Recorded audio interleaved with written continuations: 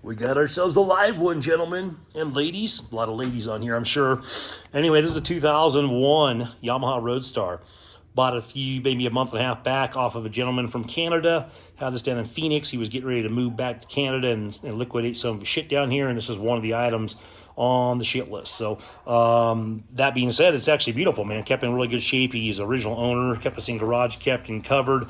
Can't go wrong. So I picked up a 2000 Roadstar in typical U shape, but not horrendous. I picked up a 14, which I really like. That's my number one bike, but it's in pretty rough shape. The guy didn't take that great care of it. And then this is a 2001 that was basically pretty much baby. I got a little nicker on the corner here, a little nick on the fender, but other than that, he's got a lot of chrome doodads on it. It's in pretty clean shape. So anyway, I typically murder my bikes out. This is the murder suspect right here coming up. This one's kind of the chrome beast, so it's got chrome all over it. I like this tan paint job. I like the chrome piece accents he's got on here. I wouldn't have done all of these myself, like the swing arm cover and all that stuff would not have been in my wheelhouse, but I mean, it's already on there. It doesn't look that bad. I might take a few things off, like the lower portion that covers a little bit gaudy. Take off those passenger pegs and make them a little cleaner. I don't like those big old... I don't like that Kiriakin rubber, just like these grips that are just disgusting. Don't like those. I'll take those highway pegs off the floorboards. I will cut off that rear shifter because my foot's too big to even squeeze it in there barely. He does have some nice, chrome covers with that louvered look. More louvers. And then the other side, we got a couple more things that got that louvered style to them on the side covers too. So I don't mind that. I'm picking up a pair of, potentially picking up a pair of 2-in-1 fishtails. I think Freedom exhaust this week or next week when I get down to Phoenix area. So this will have a true dual set of exhaust on here. We'll get rid of those covers over the front rotors. I don't like those. Get rid of the reflectors so I'm not riding a bicycle. We'll keep the mirrors on here. We'll get rid of these hideous grips. Like I said, I can't stand these. I know people like them. We'll get rid of all the studded bib on this thing. We'll get rid of the studded seat. I'm not into the Village People look. I'm not a cowboy. So just a dude, I guess a cowboy and a steel horse. But yeah, not into the studs and the conchos and all that bullshit. So some people like that stuff. All the power to you. You'll see this shit on Facebook and you can make me an offer. So that will be available. We'll get this cleaned up back here. This Christmas tree is just archaic. Look how big that is. It's just monstrosity. It's ridiculous. So I don't like that thing. This isn't like a heritage soft tail, parade bike. So we're going to take and get a curved style rear license plate holder. We will put it right above a more modern teardrop style rear taillight. Does not look like this thing at all. I think that's disgusting. We'll take the the Christmas tree off the back and reflectors. This whole thing will be gone. So this fender will get shaved down. I'm looking at getting a Saddleman 2-in-1 seat on this thing. So it goes 2 and then tapers down to 1. And I think they use that bolt right there. So this will all be covered. We'll keep those side eyebrows on there. And we may do hard bags on this one. So anyway, so yeah, this is the next project on the list. We got a few things to do on the 2014 as we slowly murder that thing out and black it all out and make it kind of the way I want it. This one will be getting, like I said, most likely that Saddleman 2-in-1 seat. Get rid of the concho shell bib. And then I just picked up a new pair of grips and a new pair of handlebars for this bad boy. And this has got a leaky petcock. When it's running, it's fine. I mean, when it's on, it's fine. In your position, it leaks a little bit. And we got to do a fuel dump on this one. We got to do a carb clean. And this thing should just run like tits. Got a brand new battery I just put in it, so it's ready to go there. Well, I bought a brand new battery for my other one. I put it in this one. I got to buy another brand new battery now for the 2000. This is the 2001. Tires could be driven on. They're probably 2.5, 3 years old. I mean, they're not really all calcified. That white wall always gets a little dry, so I'll probably run it a few times on those things, and then we'll decide if we like the look of the white walls or if we're going to go black. I don't know if I'm going to black the rims out on this thing. I'll probably keep them just the normal spokes. Get rid of those covers on the front disc covers, like I said. Maybe we'll keep the white walls. Maybe we'll go black. I'm not sure. This will get the true duals potentially on here. A brand new dual seat. Maybe we'll put a sissy bar on here, and we'll put the hard bags on this thing, make it kind of cool. But yeah, so coming up, this is for my 14. The lines on this one are in great shape. He had some covers over it, so kept the lines in really good shape. They had these really goofy chrome doily things, like plastic things over it, and they're kind of goofy, but when I pulled them off, the lines are in phenomenal shape underneath, so it actually preserved them really well, so it's kind of cool. We got a brand new petcock that'll go on maybe next Sunday. We got brand new Avon grips. These are just like my other ones. These are 4 metric cruisers. So if you buy the cheapos on Amazon, you're gonna be sadly disappointed. All of them say they fit on metric bikes, but they're full of shit. You need ones like this where the collar is thinner than what goes on typical Harleys, older Harleys and whatnot, and even newer Harleys, I guess. This comes with 2 cams. You can see it right there in the packaging. So the cam slips over top of the the serrated portion there, whatever you're going to call that, corrugated portion, and that gives you either a Honda setup or a Kawasaki, Suzuki, or Yamaha setup. I think those are the 2 choices. Like I said, and that will fit right onto there. Boom. I got the all black version on my Murdered Out or Becoming Murdered Out bike. This is the chrome tip version. I like these grips. I'm not buy beer anywhere else. So this will get a brand new set of ape hangers. These are 12s. My other bike has 10s. These are 12s. On the throttle side, these are all designed, from these Amazon suppliers, these little cheap, Taiwanese brands, whatever they are, made in China. They're going to be designed for throttle by wire on this corner, so you have that knurled edge. This piece goes in. There's a little stud in there. This goes in to make this 1-inch tapered section equal to this 1-inch tapered section in length.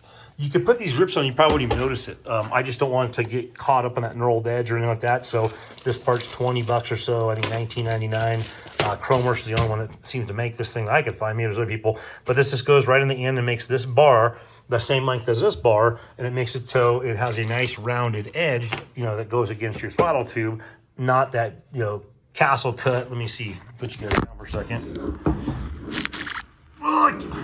Yeah, I got some tools to pull that off. It's on there so good. So anyway, you have that little cut for that throttle by wire in here that has little chunks sticking out here. I don't really want that grinding up against this if this thing slipped on too far.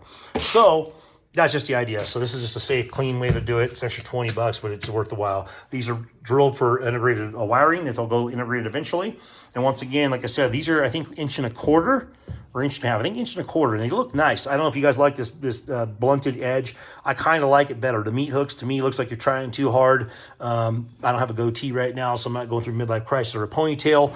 But yeah, I think this just gives you a blunted, thick look, and it doesn't have that meat hook look, and it doesn't have that loopy 1960s look. I'm not looking for that. These bikes are kind of thick, so I think this works better. These 12 inches. The other ones were 10 on my 14, so if you have a reference to our videos, you can see when I put these on, I will sit on it, kind of show you a height. Originally, when I sat on my 14, I was on this big old Bertha seat. Now I have this little potato chip Saddleman seat I just bought that I love on these 10 inchers. And this one has kind of a potato chip, kind of a cut to it on this more, I don't know, Cowboy Curtis from Pee-wee's Playhouse kind of look with the contra shells and all that studs. But this one sits a little bit lower than stock, probably by a couple inches. And we'll go 12 inches tall on the bar here. I think we're on lock. Yeah, we are. So bar-wise, get you an idea. I don't have my tripod out here, but that's your, oh God, don't ruin this. We'll kind of set it near there. But anyway, you'll get a better idea. Once I start mocking the sink, I'll show you. 2 inches taller, my other one. 12s are not real extreme. A lot of guys like 16 and 18-inch apes. I'm just, we're not trying to lose all feeling in our fingers and go through, some sort of a neuropathy while we're driving down the road. So I'm just looking for like a more comfortable position. The thickness on these bars, to me, has a lot better feel than these beach bars. These beach bars feels like I'm steering from my hips in the middle of a turn. Feels like I'm going to touch the outside of my hip. It just feels kind of funky, and it feels like I don't have much control when my hand's like way low like this instead of like straight up like that. And not straight up. I have a couple inches of play on this style as well as the 10-inch, but it just gives me a better feel. Plus, you can see just how thick these things are. So the 1.25 inches is a pretty burly bar. This one on the black came out really nice. I liked it. The welds look good. This one doesn't look any worse. The welds look clean. I mean, they're blobby. They're not like, I don't know if they're done by a machine or what, but you can feel a little bit of patina, a little bit of like slag river on this, the bars. But this isn't a showpiece bike. So I mean, like I said, this is a chrome look. I see it looks more like a polished aluminum than like it's not a Santa Ana early 80s hot rod, lowrider, badass double dip chrome, chopper or hot rod or classic car. It definitely has some patina on it. It's definitely a cheaper version, but these bars are like $80, so $89 somewhere in that ballpark. 60 or so bucks on the Avon. And like I said, I wouldn't waste your time on the $13 specials. I've already written some reviews online because they asked you for a review. And I'm like, well, if your product actually described what it's supposed to be, it'd be awesome, but it doesn't, so it sucks. So the Avon ones are for metric cruisers. So they're the only ones I know that make this. I've gone through several of these. right on there. It's going to say metric cruiser somewhere in there. Shows you all this HD stuff, but you need to have this part right here. The part that shows where it part where it shits out metric bikes. The part where it shows it fits metric cruisers, and it's 4 metric cruisers down there. Avon makes the other style. It will have a thicker collar, and that will not work for your Japanese metric cruiser. You'll be pissed like me. Or I've seen guys online that'll start taking the housing and just boring that shit out with a goddamn Dremel. And I mean, yeah, you can do that, but I mean, I don't know. To me, that's a one-time shot. If you fuck it up and make it into a square, you got automatic cruise control, and you're in the back of that semi-truck in front of you. So I would recommend just going with the Avon ones, not spending 13 to 25 bucks like I did 3 times on Amazon, just buying the damn Avons first and foremost and calling it a day. So someone's going to get a sweet-ass deal on a pair of Avon imitations for a Harley at one of my garage sales for like 10 bucks a piece. So like I said, there's a petcock for that one to go on here. The line should reach up to like 14 inches, I think. If this is a 12-inch rise, I'll definitely have enough room for the lines. On the electric lines, I'll be changing those out anyway. Or sorry, the electric line, I'm gonna cut this one in half. The electric lines, I'm gonna be cutting these to extend them anyway. I'm gonna wrap these in tape because even with this nice cover from the manufacturer, it's got extra bulk to it. I want to tape them up real super tight. This is the stuff that was on these bars. Let's see if I can show you it. It was like this weird wraps, this chrome fake wrap stuff, fake stainless stuff, so it kept the stuff kind of clean. This one's a little bit dirty. Anyway, I'm going to take those completely out of the sleeves, get all the wires out, extend them all, and I'm going to wrap them super, super tight in just basic electrical tape and shove them down through the bars and out the bottom on those 12 inchers. So, like I said, this is going to get 12-inch apes. Going to get the new grips on there, pull off the highway pegs, pull off the dust covers on the brake rotors, throw some true duals on this thing, and I might want to dump the fuel out and do a carb clean so the thing actually fucking runs. But I mean, I know that this guy's solid and there's nothing wrong with it, and it's got, I think, 16,000 miles. I don't foresee any, for the price I bought, I don't see any issues. I'm not really worried about it. If I put all these accessories on, it doesn't run, it'd be a little bit of a bummer, but that's just called getting the cart in front of the horse.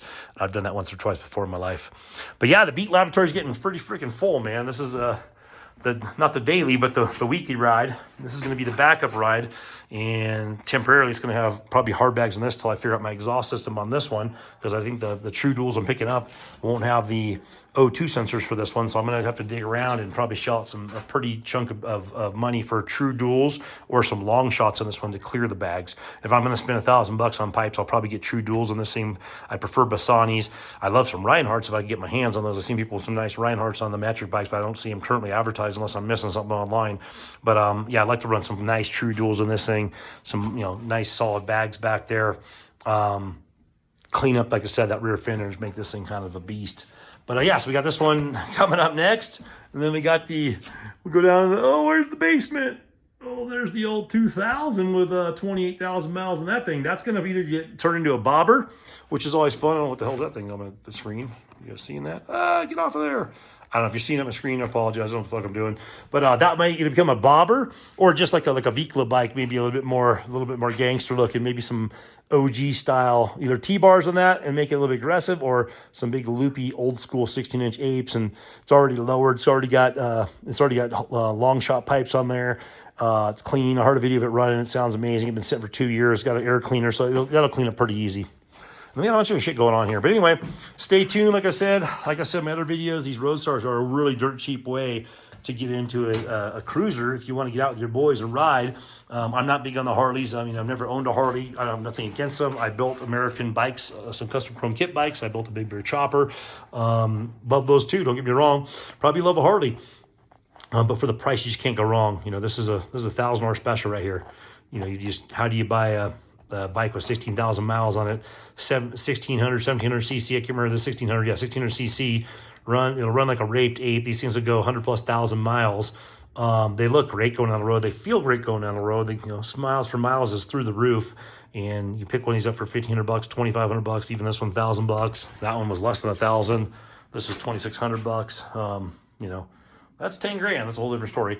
But yeah, a brand new Harley or even a brand new metric cruiser is pretty expensive. So it's nice to pick one of these up at a deal. But yeah, if you guys got any questions, throw in the comment section. If you're trying to build one out and you got questions about fitment, I'll try and do the best I can. I'm not no specialist or professional mechanic on these things. I'm a tinker guy with a very tight garage space right now, full of shit. And I'm trying to work on them, and I'm trying to figure out how to ride 6 or 7 motorcycles at the same time. If you know how to do that, leave it in the comment section. Stay safe out there.